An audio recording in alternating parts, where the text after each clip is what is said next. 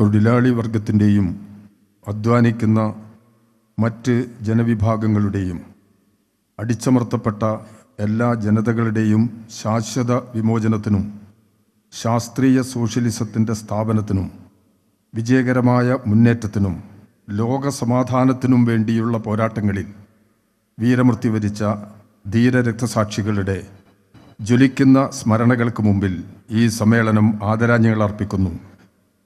അവർ ഉയർത്തിപ്പിടിച്ച മഹത്തായ ലക്ഷ്യസാക്ഷാത്കാരത്തിനുള്ള പോരാട്ടങ്ങൾ നിശ്ചയദാർഢ്യത്തോടെ തുടരുമെന്ന് ഈ സമ്മേളനം പ്രതിജ്ഞ ചെയ്യുന്നു.